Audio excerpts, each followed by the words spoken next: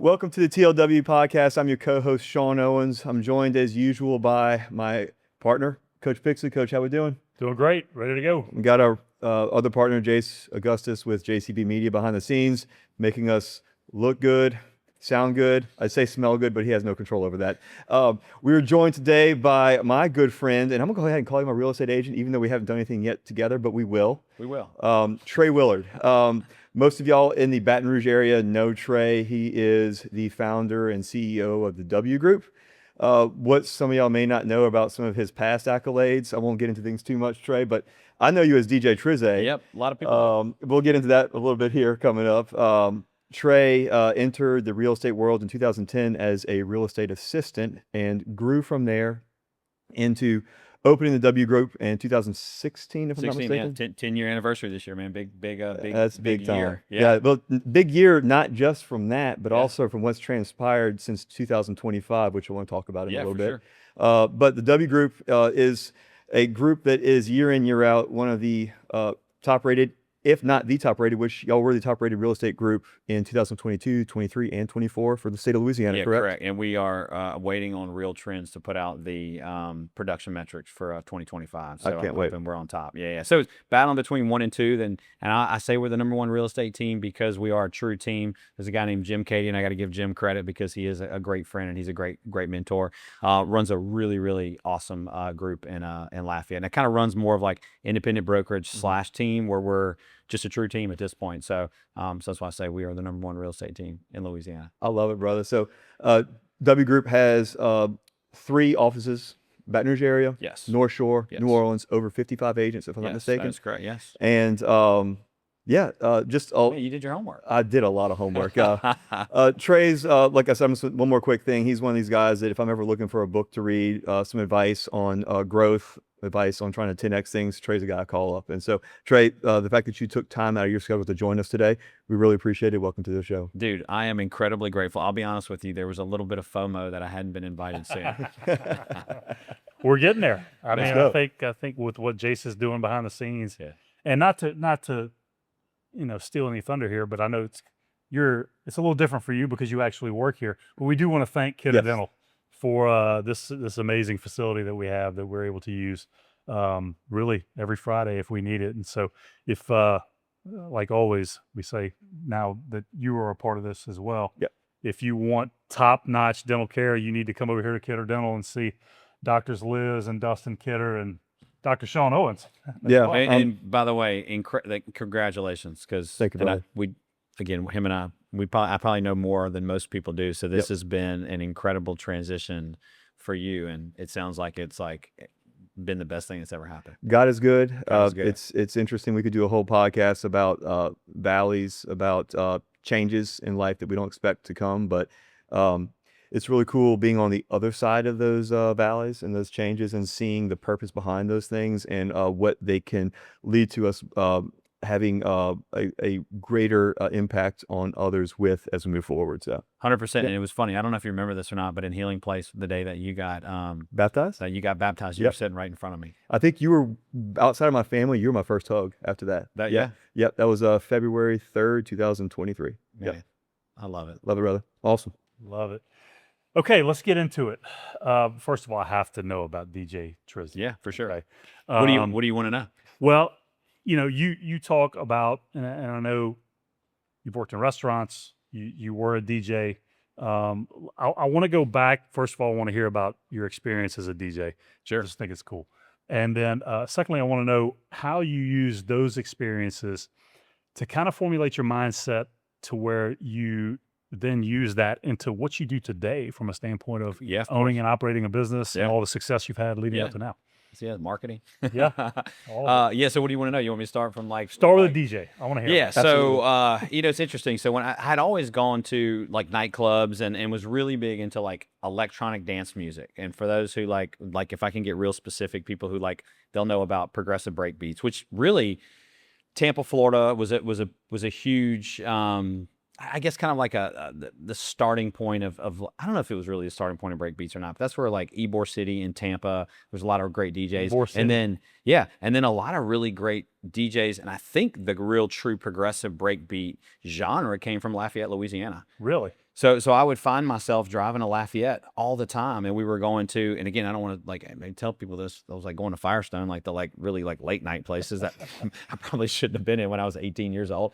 But I truly would say I went for the music, right? Like you couldn't. It's not like okay, so it's 2026. This is in like 1999, like 2000, right? Yeah. You didn't just jump on your computer and find a song that was popular, Right. You had to go to a record store, Yeah. or somebody made a CD, right? That you would purchase a CD just so you can hear those songs, because those were like on vinyl at the time, right? So like biggest thing for me was just like, I love the music. I love the performance that the DJs put on. So like I always had this infatuation of like, man, those guys up there, like they control everything. And I thought that was really cool. I was interested in dancing, right? Yeah. I was interested in women, right? But the two things, the music and the girls, right, is what really brought me to the nightclub. I like this. Yeah. And over time, I became more fascinated by the DJs and the skills and what they were doing and how they controlled the crowd. And I was like, I want to learn how to do that. So I literally bought myself, I went down to Guitar Center and I bought myself, it was dual CDJs. Well, no, it wasn't CDJs. It was like a little Newmar, but it was dual CDs. You put them in. You had a mixer. You had 2 channels where you can cue everything up. You can set your it's very different than like vinyl. And it's funny because then it progressed back to vinyl with like Serato Scratch Live, so we can talk about that. But I literally locked myself in my bedroom and I learned how to beat match. That's wild. And that was just something I became incredibly, and then it was just like, I really like this. And then, I had a lot of relationships. So it was like, I'll never forget the first gig I ever had. I like DJ'd a friend's party.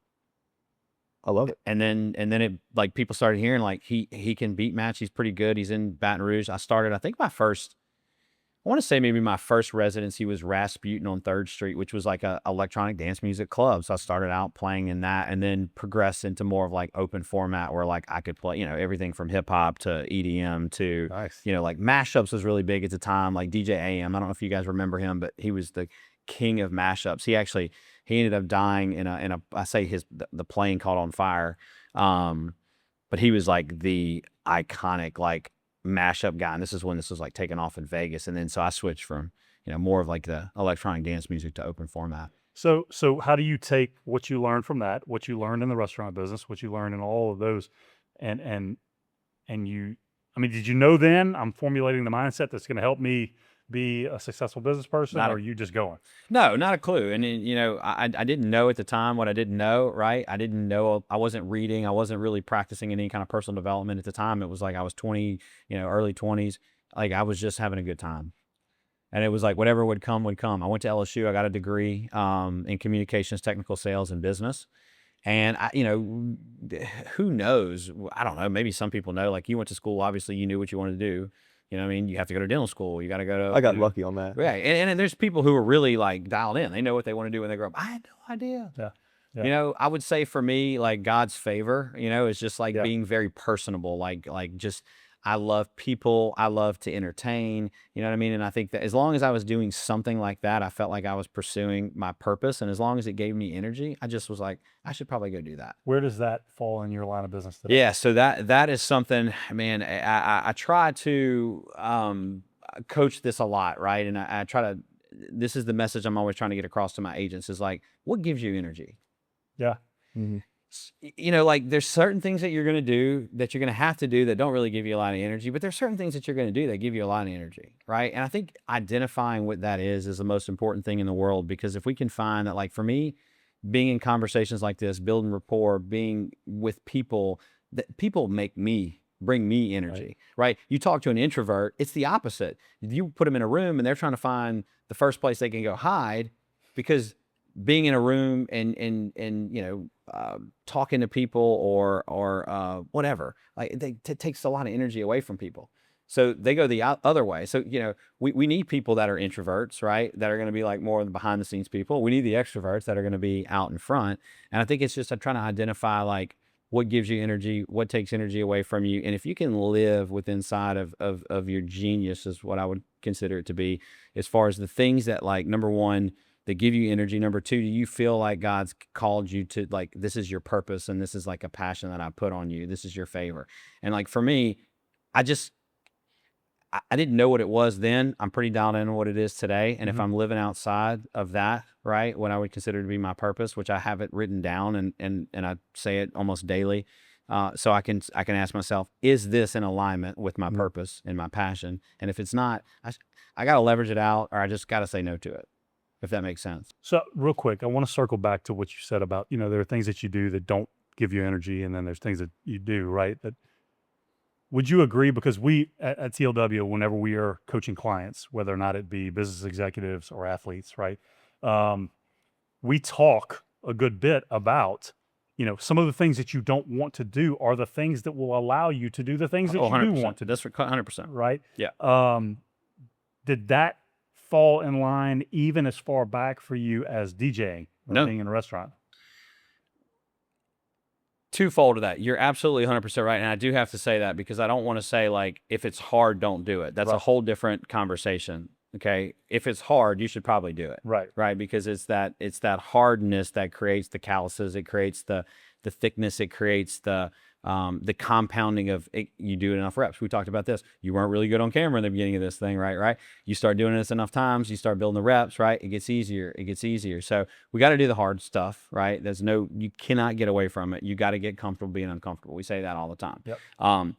When you figure out what it is that you're good at, that's where you just try to stay in that. So for me, building relationships, building rapport, sales is something I'm great at, right? So we talked about operations, right? I have the most amazing operator in the world. I am not good at building systems and processes, or I am not good at like a lot of organizational stuff. So like, those are the things that I know I'm not going to get better at those things, right? Doesn't mean that I'm not going to get up at 4:45 in the morning and do fasted cardio, and then I'm going to weight train. I'm going to track and measure all my macronutrients for the day, right? And then I'm going to do the hard things by making the calls and all the follow-ups.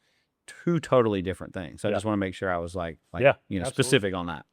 Yeah. Let's talk about who you are as a leader for the W Group now. And looking back as you've grown your organization, can you think about any specific setbacks, challenges, hurdles that you had to overcome, and how those things more or less helped create Trey Willard and who we don't have enough. We don't have enough time. Give me one or two. Yeah, no. I'm kidding. But yeah, there's a lot. So I think one of the things, here's the deal, and this is the thing I'm trying to overcome more than anything else, and that is I am a people pleaser. I want everyone around me to love me. And not everyone around you is going to love you because you have to be real with people. And sometimes being real with people and telling people not necessarily what they want to hear, but what they need to hear. I struggle with that, right? Because I want people to look at me. And the biggest, I guess, like the legacy that I want to leave behind is like, I want people to look at me and like, he was the most inspirational person that I was ever around. He was always in a really, really good mood. He always brought so much energy when he walked into a room. Like, that's the guy that I want to be known as. I don't want to be the guy known as like, and I'm reading the Leadership Secrets of Nick Saban. Nick Saban has a very different leadership style than I have, right? Where he talks about his ass chewings, right, all the time. And that really works for him. He held a standard. He did not waver from his standard. I find that like my people pleasing and me wanting everyone to like love me and be happy, I know that's not possible, but that has probably been the one thing that has kept me from truly being like an exceptional leader. Now I think my people would tell you that I'm an exceptional leader, but there's like, I could probably push them a little bit harder by being a little bit more real with them. And that's one of the things that I struggle with. And I think I've struggled with that for like a very long time. And Shahil Bloom, I don't know if you guys have ever read or are familiar with Shahil Bloom. He wrote, I want to say it's called like the 5 types of wealth. Okay. One of the things that he talks about is like, when you're really young, you care about what everybody thinks about you, right? As you get a little bit older, you care a little bit less about what people think about you. And then when you get really old, you really don't care about what anybody thinks about you. You get what I'm saying? Yep. So like, not saying I don't want to get to a place to where I just don't want to put so much weight on other people's thoughts of me, or if I do something, how they feel about me. So I struggle. That's the one thing I struggle with. Another thing, or one of the things I think that I've done really well, and that one of the lessons I learned, I used to overthink a lot of things, okay? And I believe that you have to take discipline, action, and execution all the time. Yeah. And I think you get caught up in so much of the what if this doesn't work, and those things paralyze you from taking action and doing anything.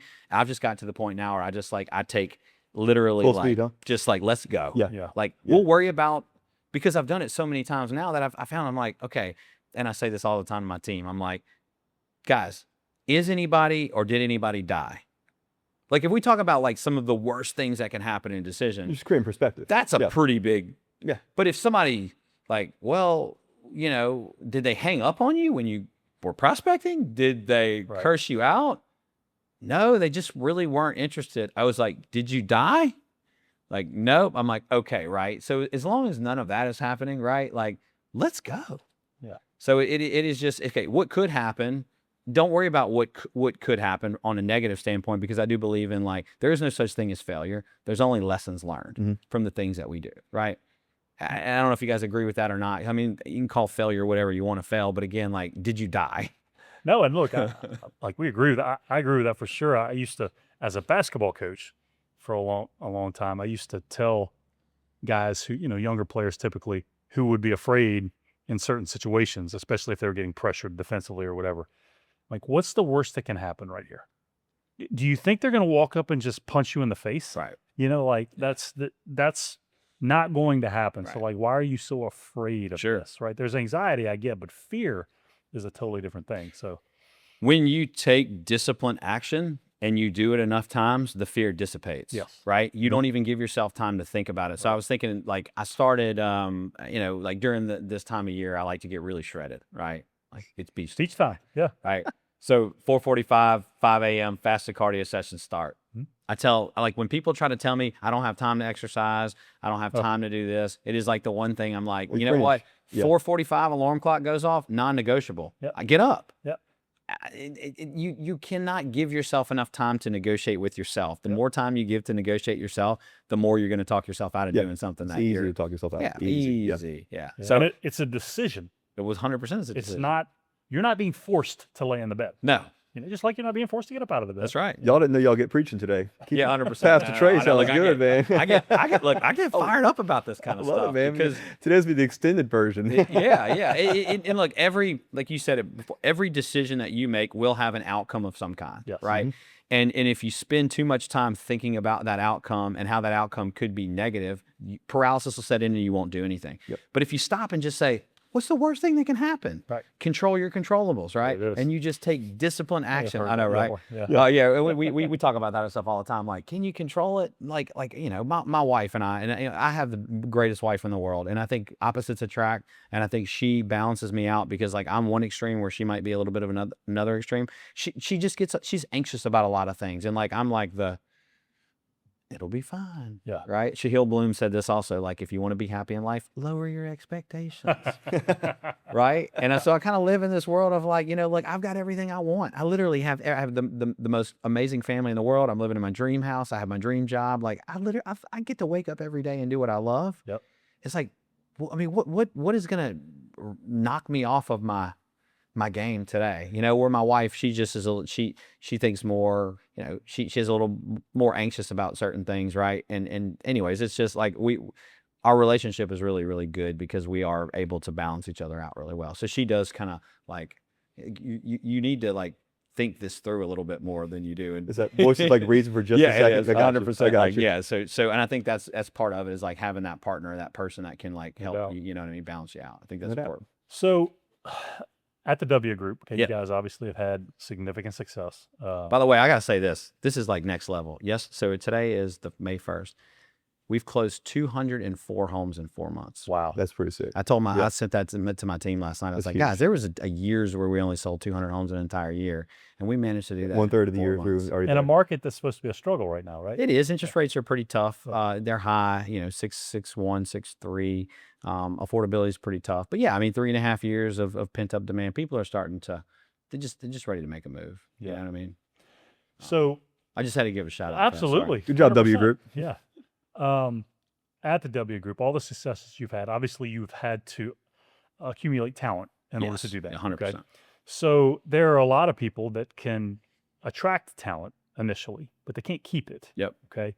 Over years, talk a little bit about the culture that you've developed that raises retention, and just why in general people want to stay as a part of this team. Because you mentioned, you're a team, a true team in in that industry. That's an incredible question. That has been the most, I say it's been fairly challenging. I think the number one thing that you have to do is you have to hire the right butts for the right seats. I think you have to pay people well.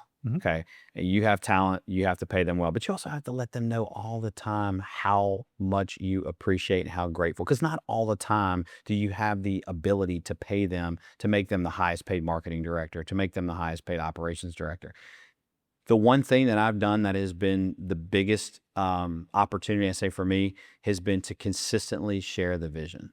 And if you can continue to cast the vision, and the vision is bigger, way bigger than they are, and they can really buy into that vision, and they know that you could help them on that journey, that's everything. So my operations director, who I couldn't afford when I hired him, I shared my vision. He bought into the vision, right? He's a very well paid operations director, and he runs my team from Atlanta, Georgia, so he can be with his wife, his child, where we met when he was passing through during a season of his life, right? Where it ended up bringing him back to Atlanta. He did such an amazing job for us, right? I have the most amazing marketing director, right? I have the best transaction and listing coordinators. Hire talent. Always let them know how much they're appreciated in your world, right? How grateful you are to have them, and pay them well. And as far as the agents go, we just provide our value proposition as far as, number one, we don't lead with leads or opportunities. We lead with culture. Number one pillar of our business is culture. Okay. Number two is leadership and coaching. Number three is support, transaction management, listing coordination, operations, marketing, ISAs, right? Inside sales agent making phone calls for them. Then it's opportunities, and then it's appointments. So I think we do a really good job of not making it just about the amount of leads or the partnership with Zillow or those things. We don't lead with that. We're like, look, if I can have a conversation with you, coach, and I can say, I want you to tell me what's really, really important to you. If you and I were to meet and we were to sit across from each other in the next 12 months, and this year was a win, tell me what that looks like. Okay. And I get to know these folks. I get to know what's important for them, and I'm just constantly reminding them. And it's either, hey, are we on pace or are we not on pace? If we're not on pace, do we need to change the goal, or do we need to change the actions? Right? And I think it's like they feel that. They feel, I care. I love them. I care about them. I care about their success.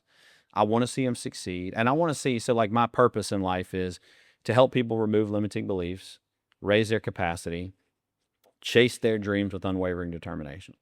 Right? And the only way that they're going to do that is if somebody challenges them, okay? Because they're not going to do it on their own. Right? And I think they've seen, and we've had success, so success creates credibility, right? And then that success continues to compound upon itself. People are just like Lane Kiffin's been saying this all the time. He's saying, it's just different in Baton Rouge. And I tell people, I don't know, come experience. It's a little different than probably what you've experienced in the past. Because most real estate professionals in our world, different from probably your world, these are people that are almost like hobbyists. They don't know how to really run a business. They're not treating it like we were talking about, 4 disciplines of execution, wildly important goal, act on lead measures, create a compelling scoreboard, cadence of accountability. That doesn't really go on. They're out there just kind of like, oh, I got a referral from so-and-so, and then they go work their referral, but they're like, well, where's my next bit of business going to be coming from? So like we coach them on everything, marketing, right? Lead generation, prospecting, like we train, we transfer skills, and the person who comes in and has the mindset of like they're a sponge, they can be incredibly successful. And it's all about 2 things that I say, 2 things you can control: your effort and your attitude. You got a good attitude, amazing, come on board. You put forth a lot of effort, you're going to be successful in this business. And we're constantly reminding them that. So I know that was a long-winded answer, but it starts with the culture, right? But it starts with like taking care of your people, always casting the vision, and then always like letting them know, like I tell people all the time, they're like, oh, he's my boss. I'm like, I'm not your boss. We're partners. Yeah. I can't do it without you guys, right? Like I value these relationships. Love it. Love it. All right. So speaking of vision casting, 2025, big year for y'all. Huge year for y'all. It was a big year, but this year's way bigger. Okay. So looking at y'all moving into your own independent brokerage. Oh, yeah, that's big. I mean, that's what I'm talking about right there. Right. All right. Can you discuss for us briefly the significance of that, and why you did it, and how challenging it was getting everybody on board with doing it. Yeah, so it was not challenging at all, and I'll tell you why. Okay. Like Coach said, I think the most important thing that you really have to do, it's all about the culture, but it's also all about like what I was telling you guys. I always have what's best in mind for my agents. Give you a perfect example. Most people don't know how we're paid, right? If you're under a traditional franchise, there's fees that have to be paid to the franchise. So whether that's like Keller Williams, I give you an example. There's a royalty of $3,000 that has to be paid to Keller Williams International, okay, in Austin, Texas. Doesn't matter who you are, you're paying your $3,000 royalty. Each individual office it's a franchise. It is individually owned. Now, some owners may own multiple offices, but you have a market center. That market center is going to collect another $17,500 from you. So cost of sale to hold your license, which basically consider them like an attorney, a real estate broker, if something comes up and it's something that is unethical, illegal, right? Where like an attorney or a broker has to step in. That's really, they hold your license and they keep you compliant, right? To make sure you don't get sued. Well, which we have, insurance and things like that as well. But that's how they make their money, and that's how we pay them. Well, when you're on a team, you have team splits, meaning you have to pay the team, but you have to pay the team and you have to pay Keller Williams royalty, and you have to pay, we negotiated half caps or quarter caps for our agents. So immediately when we decided we did this, I did not want to do this. I said I would never be an independent real estate broker for the whole reason. I don't know if you guys have heard, everybody has heard at this point, but in 2024, I guess, was the settlement of August 17th where this happened. Every real estate company got sued. NAR got sued for like $400 million. They lost. Everybody lost. Everybody had to pay a bunch of money. So there's what's called liability, right? So the biggest thing about becoming an independent real estate broker is you're taking on additional liability, okay? So we have a broker that we hired. I am not the broker because I'm smart. Right? I don't want to be tied up in broker activities. I want to be hired in sales activities, leadership activities, right? So when we did this, our agents immediately got an $8,000 raise. Some of them got a $15,000 raise. So to tell the team is like, hey, we're doing this and we're not doing this because of us, because we have to take on now more compliance, more expenses, more everything, but I'm doing this for what the greater good is for the company, because I want you guys to net more money at the end of the day. That's why we did it. Okay. And it was the best decision we ever made. Fantastic. Yeah. So let's shift gears a little bit. AI. Hello, man. This is my thing. I love it. Okay. I texted you about this the other day. Oh man, let's go. Okay. We know how rapidly it is invading the world. Yeah, right? yeah, for sure. Ultimately, some people look at it as a great thing. Some people look at it as a deterrent. Right. Sure. First of all, how do you see it affecting the real estate industry over the next 5 to 10 years? And then secondly, how are you guys at the W Group prepared to use it? Yeah, so I have my personal coach is an AI basically certified coach. His name is Jason Pantana. He's created what's called AIM, which is the AI marketing, academy is what it's called. He's my personal coach. We talk about this stuff all the time. Okay. So how are we prepared? We're prepared by transferring our skills to the agent. So I'll tell you, there's going to be two I'll call it two camps in life.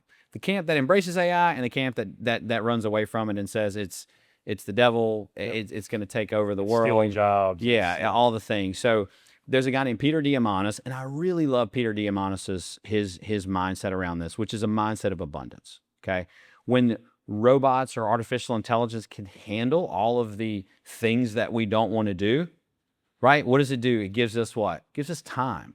Okay, we could all use more time, yes or yes. Right? Mm-hmm. He believes in there's going to be a universal income system, right? But there's some things in this that I could go down a rabbit hole, because we can talk about identities, right? We all have an identity. You're a coach, you're a dentist, I'm a sales professional, leader, whatever. Okay, take that away from me, man. It's tough. So I'm in the camp of all abundance on AI, but I'm a realist. There is some negative things that could absolutely come from this. And a lot of that is if people's identity is a truck driver who've they've been a truck driver their entire life. That's who they are. They wake up every day and they drive a truck. That's their identity.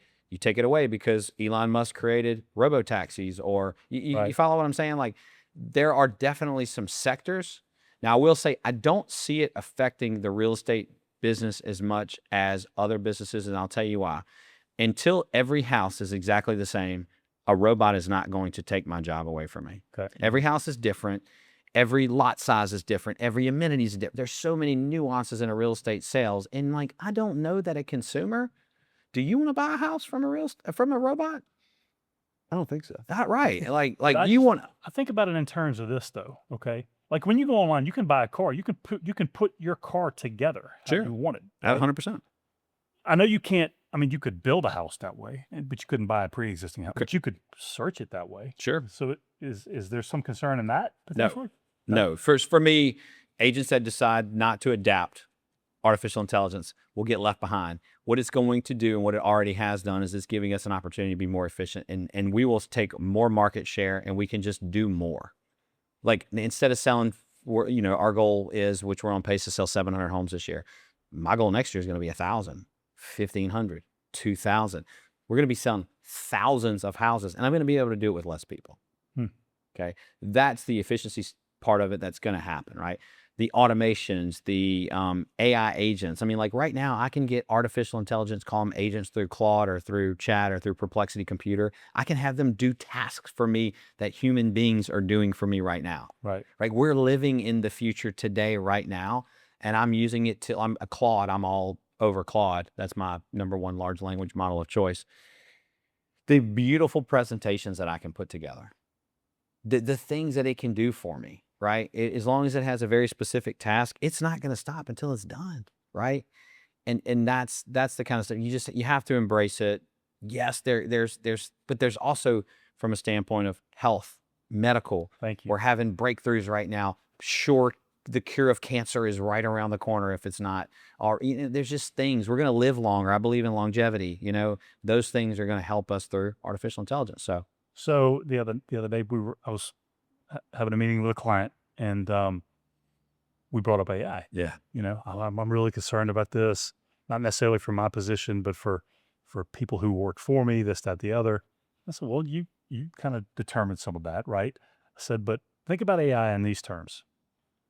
What does it allow you to focus on that you can't currently focus on? 100%. Right? Yeah. And so and she said, well, I've thought about that. I said, have you really thought about it?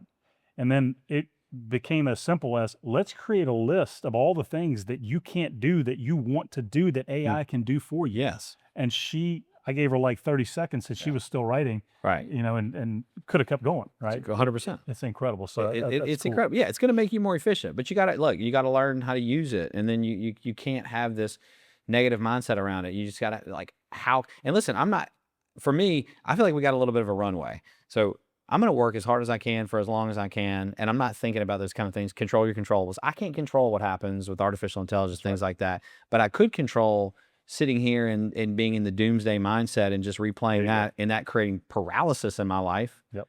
Like, no, I choose not to take that path. That's right. Right. And that's a mindset shift, right? That's right. Just fired up. Love them, don't you? Love it. That's it. All right.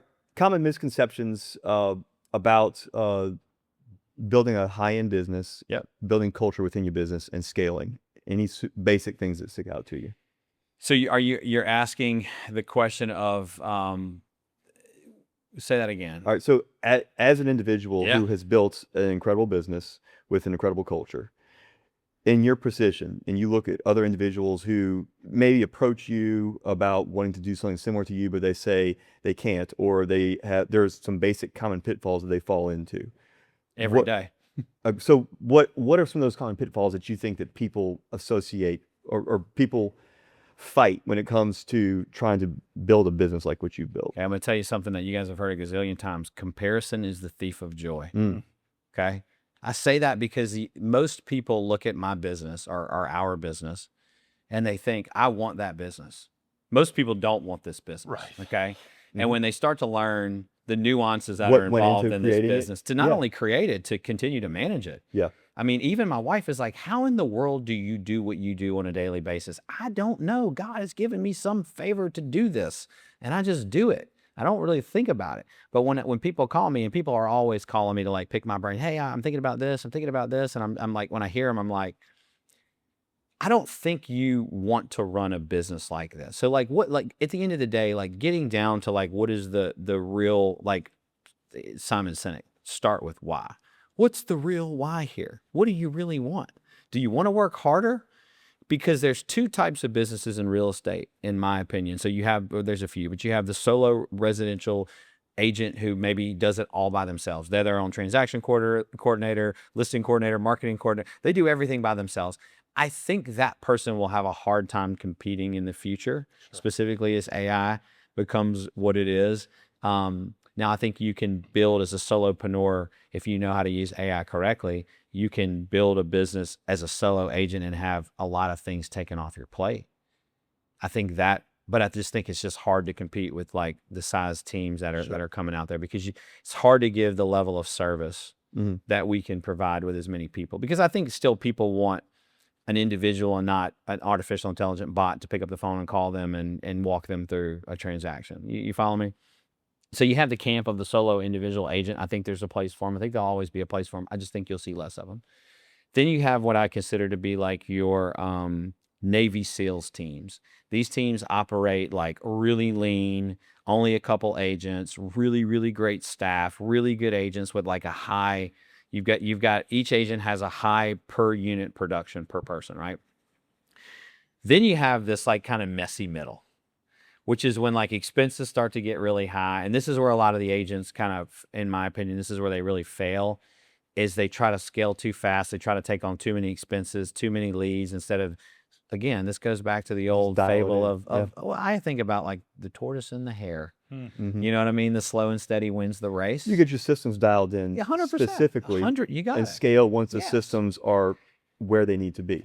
100%, man. So you nailed it. So most people are trying to do it too fast. Okay. And I think that's the problem. I think if you like, systems and processes have to be dialed in before anything. We were talking about that. An individual earlier today who tried to scale their business too fast, didn't have the right systems and process in place. Business implodes. You got to start over. Right. So I think the big thing is for most people is, number one, what is it that you're really truly trying to do and trying to accomplish? Right. Get incredibly dialed in what that is. Second thing is right, like, what are the systems and processes that need to be in place and dialed in order to continue to scale? So like for me, some of this stuff happened organically. Like Zillow says, hey, you're having a tremendous amount of success. We've got some opportunities in these zip codes, or these some zip codes you're interested in, which happen to be the North Shore, the South Shore. Okay. I said, yeah. Also, there's some opportunities in Lafayette, right? So we're considering an expansion into Lafayette. All that saying is like, I've already done it twice now, but we took our time, we did it right, we dialed it in, then we expanded. Guess what? We made a crap ton of mistakes on the way. Okay. Same thing. So now we've done it 3 times. Guess what? Now we're moving east, right? Louisiana and Mississippi are reciprocal licensed states. We're about to open up an expansion team in Mississippi. Okay. And what's cool is this happened organically. It's like people coming from these markets and saying, hey, what do y'all got going on over here? I really want to be a part of this. Right. That's cool. And I know I'm not answering your question probably specifically as I even want to, but most people, they don't realize what it takes to do it. And you just have to take the baby steps. You can't go from here to here in a short period of time. It has to be, it's just baby steps, right? We I don't mean to cut you off, but some of the clients we work with, we use Kobe Bryant as like the classic example. Everybody, looks at everything that Kobe did, championships, MVVs, etc. That was built on being in the gym with Tim Grover at 3:30 and 4 a.m. doing the incredibly basic thing like bounce passes. And that's exactly what you're talking about right now. Yeah, Alan Stein tells a story we talked about earlier. Before every one of his keynotes for a long time, he tells a story. He met him at a Nike camp. He said, hey, do you mind if I just come and sit in and watch your workout? He said, yeah, of course. He says, what time are you going to be there? And he said, 5 a.m. or 4 a.m. or whatever. And he's like, so he gets there at 4. He said, I'm going to beat him. I'm gonna get there at 3:30. He gets there at 3:30 and he can hear the sneakers on the hardwood floor. When he got out of the Uber, and he just sits there, and he said he watched him for like 2 hours. And he said he just worked on like the most basic thing. So he sees him at the camp and says, hey, Kobe, you are the number one, the greatest basketball player to ever play the game. And here you are working on the basics. And he says, like Kobe, he flashed the Kobe smile and he says, that's why I'm the number one basketball player in the world, because I focus on the foundations and the basics. So to answer your question, I mean, like, yeah. That's what it is. Yeah. Yes. Love it. You can't get tired. The thing is okay, everybody wants like this glamorous job and day where everything is always, I don't know, like glamorous, man, you got to fall in love with doing the boring things over and over and over again, because my schedule, somebody asked me today, it's like, oh, you should really do a day in the life of CEO Trey running the W Group. I'm like, I'll do it. And it's incredibly redundant. And you can watch it one time, and you've seen it every day for the next 20 years. That's and the last Monday 20 to Friday. years. And again and again. Wake up early. You know, I spend time in scripture every morning. You know, it's reading some personal development stuff. You know, it's going to the gym. It's weight training. It's tracking and measuring my macronutrients, right? It's making the prospecting calls every day. It's having the meetings. It's literally like when I get home, mentally, and I'm done. But I've done the same thing over and over and over, and just a machine. Yeah, cool. So speaking of a machine, we at TLW, we operate by 5 pillars, which I know you mentioned a pillar of culture earlier for the W Group. And so I'm going to list them for you. Okay. The first one is honor God above all else. So you can't use this one. Okay, I love it. Because we know that that's the most important thing. I want you to pick out of the other 4, which one to you, and all of them will resound, but I want you to pick which one to you feel like stands out the most with what you do personally and at the W Group as well. Okay. And then I'm going to tell you my core values. Okay. We'd love to hear them. They may match a little bit. Yeah. Okay. The first one is discipline is diligence. Okay. Value people over profit. Mm-hmm. Lead through service, not self. And build legacy through integrity. So I'd say they go in probably the exact order that you have. My first, and listen to this is going to be kind of creepy maybe, but not creepy, but my very first core value is embrace discipline and accountability. Yes. Right. Yep. So to me, that's everything, right? The discipline and the accountability, it kind of trumps everything else, right? The second one that you said really resonated with me. Value people over profit. Which we talked about already. Right? Like we value people over profit all day long, and you always have to. Yes. Because so Zig Ziglar said this. This is my favorite probably quote ever in the history of time. But he says, if you help enough people get what they want, you'll get what you want. That's right. Yep. Right. So I live in this place of like, you know, Gary V, value, right? So he's like, you know, it was the provide value, hit them with the right hook, right? Ask for the referral or the whatever, right? And that's just kind of how it's like, you put enough value in the world, you don't even have to ask for the business or the referral. It just organically happens. Yeah. And then I love the legacy part, but when I think legacy to me, it's like kind of like that's you're kind of at the end of the road, right? You're at the end. So the legacy part to me would kind of fall at the end. And then what was the one in the middle? So lead through service, not self. Lead through service, right? So for me, I show up every day, and mine is lead by example, right? Lead through service, lead by example, lead by.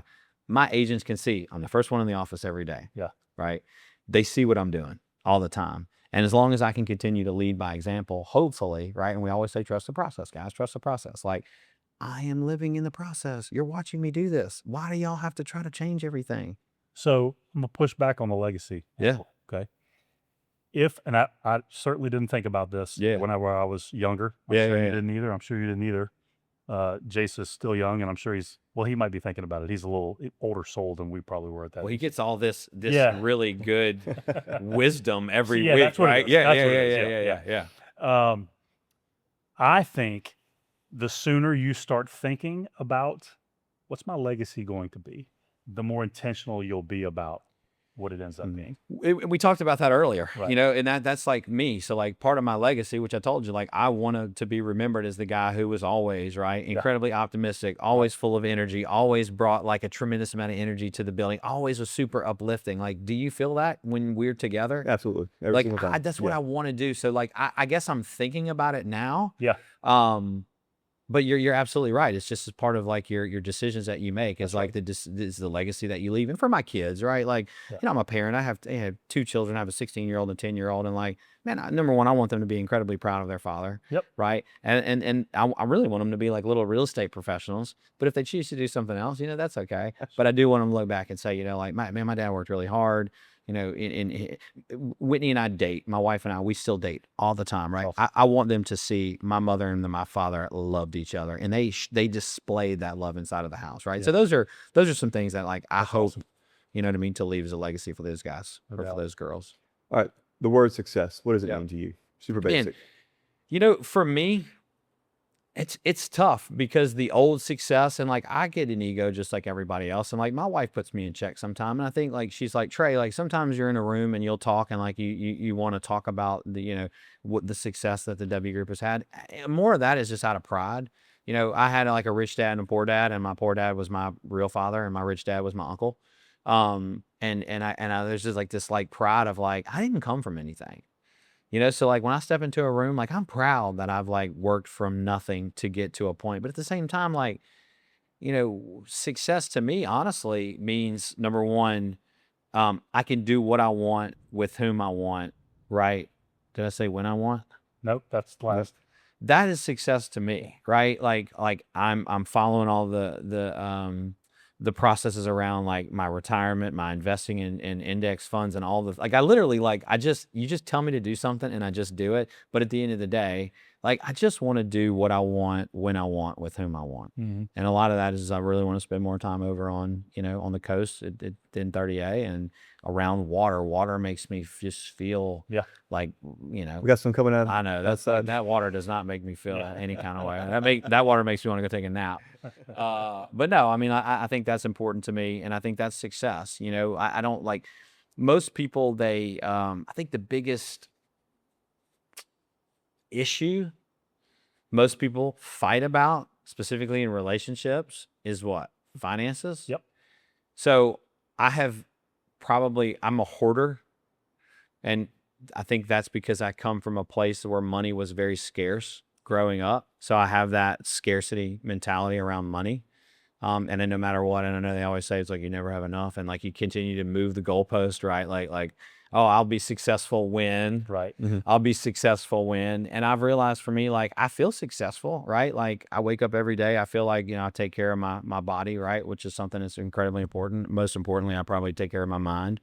So I don't have to go through those kind of things. And then like I take care of my finances and my family, right? To where those aren't really a big issue. So it's putting me in a position now. And I feel pretty much now like, I'm not going to abandon my business by any stretch because I have all these people to take care of. But, we can do, we're going to Italy in a couple months for a wedding and going to Lake Como and doing all these other things. Like, man, that's pretty awesome that we have the capacity, to do something like that. We just got back from Florida. I took my wife for our 40th birthday. We were in Florida the week before that for spring break. And like, I just like, man, we can do some pretty amazing things. So like, yeah, that makes me feel successful. Well, really? Yeah. Last question. Yeah. Okay. Wow. Last question. Let's go. And I'm glad I have a reference here too. Oh, This is the first time. This is great. We ask every guest this. We're talking to the DJ right now. Yeah, let's go. 100% we're fixing to do. So you currently, Trey Willard, are sitting across from DJ Trizzy. Yeah. Okay. And you know what you know right now. Yep. And DJ Trizzy knows what he knew back then. Yep. And you can offer him one piece of advice. Only one. What is it? Belief. Like believe. I think belief is like the foundation of everything, right? So number one, I think you have to believe that you can achieve certain things. So like just believe that you can achieve the things that you're going to set out to accomplish in your life. And you're going to be successful. You're going to look back and you're going to say, like, I'll give you an example. So this is something Gary Keller said that I love. He said, first, you have to learn something. So it's learning plus knowledge plus confidence equals motivation. Okay. So I'm going to say that again because I think this is like a formula for success for anybody. First, you have to learn it, meaning like you got to learn it, whether you read it, whatever.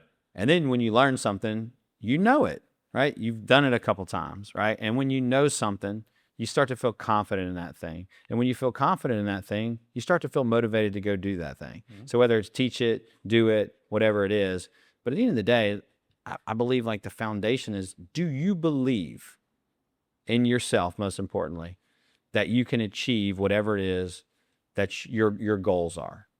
And I think like, tell that dude was a believer then, and just know that if you just keep putting forth the effort that you're putting forth, because like I had standards. Right. I wanted to be the best DJ. I didn't want to be any DJ. I wanted to be the best DJ. So it required practice. It required me to put myself out there. When I got into real estate, I didn't want to be a real estate agent. I wanted to be the best real estate agent. When I built my team, I didn't want to build a team. I wanted to build the best real estate team. Well, you know, when I go and train, I'm 44 years old. Like I want to be at the beach, and I want to be like that dude right there puts in work, right? I want people to see me and look at me and like, that guy puts in work, right? He's going to take care of me. For my industry, this is the biggest financial decision most people ever make, right? They need to have confidence that I can help them achieve their goal, right? But at the end of the day, like if I didn't believe in myself, and that's what I always try to tell my agents is like, look, first it starts off with the foundation of just really like belief. So just believe. Awesome. Love it. I believe you. Trey, look, I can say this wholeheartedly when I think of Proverbs 27:17, iron sharpening iron. You're one of the individuals I think of. Really appreciate your friendship. Really appreciate your time coming on here. Looking forward to seeing what the W Group continues to do. Don't be a stranger. With that, we're going to sign off for everybody here at TLW. I'm Sean Owens. Go get it.